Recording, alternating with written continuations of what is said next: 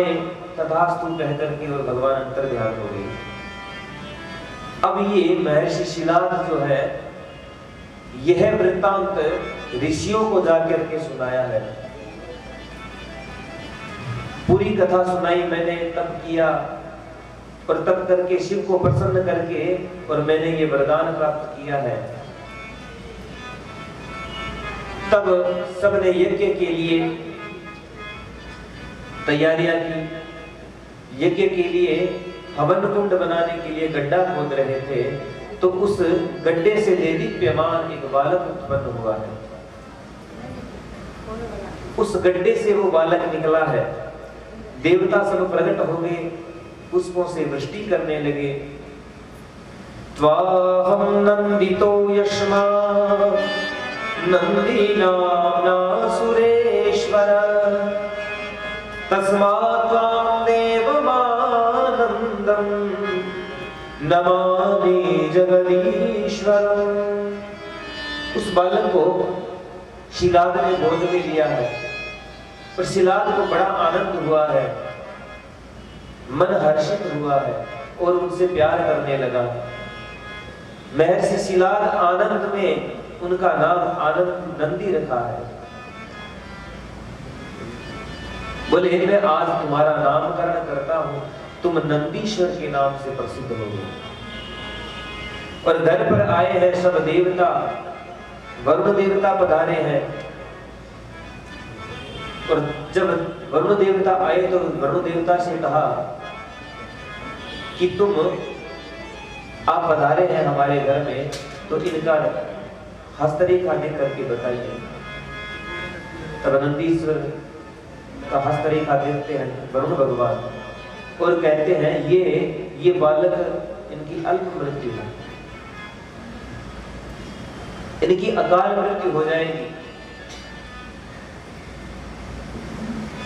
तब नंदीश्वर को देख देख करके और शिलाद होने लगा।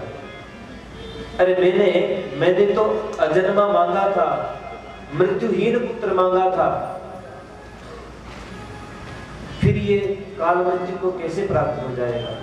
नंदीश्वर ने समझाया है, देवा वा दानवो वापि यमः कालोऽथवापि रिद्धेयुर्यपि येते मामन्येऽपि जनास्तथा। नंदीश्वर कहने लगा, पिताजी मुझे कोई नहीं मार सकता। जो काल को नियंत्रित करता है, जिसके काल हमेशा बस में रहता है, काल पे अपना अधिकार जमाए रखता है, मैं उस महाकाल की पूजा करूंगा, मैं उस महाकाल की आराधना करूंगा। और ऐसा कह करके और नंदी महाराज वन को चले गए। वन में जाकर के भगवान भोलेनाथ की आराधना की है, पार्थिव शिवलिंग बना करके पूजन किया है। और जब समय हुआ तो यमदूत आए लेने के लिए, भगवान शिव प्रकट हो गए। शिव की हुंकार सुन करके और वो यमदूत भाग गए। नंदी को शरण में लिया है और शरण में लेकर के अमृत प्रदान किया है और प्रमुख गणों में गण बनाया है। बोले नंदीश्वर भगवान की जय, नंदीश्वर महादेव की जय।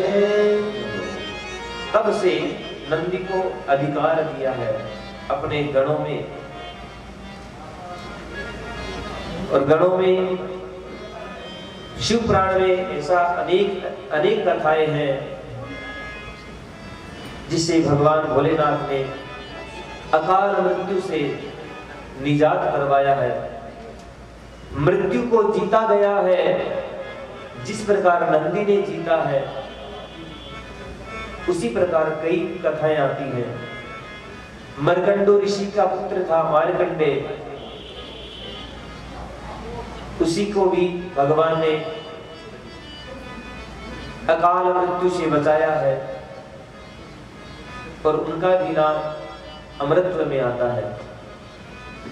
मार्कंडेय ने कहा, प्रभु मैं आपकी माया देखना चाहता हूं। तब भगवान ने मार्कंडेय को अपनी माया का दर्शन करवाया था।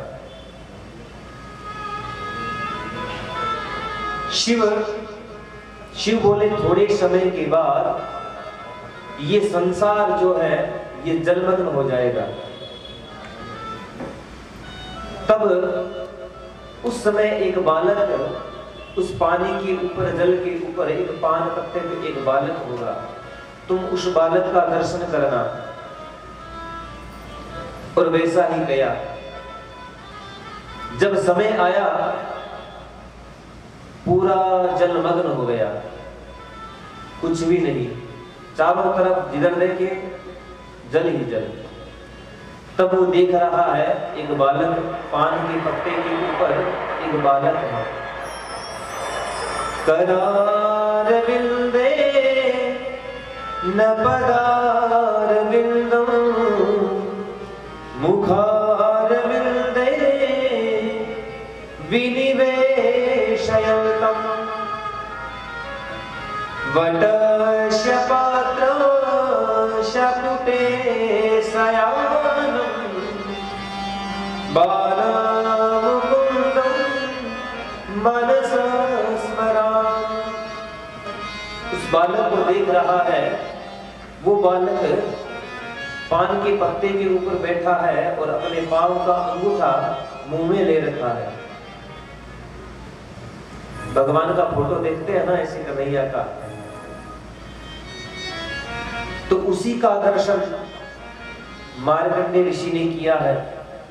और भगवान ने कहा,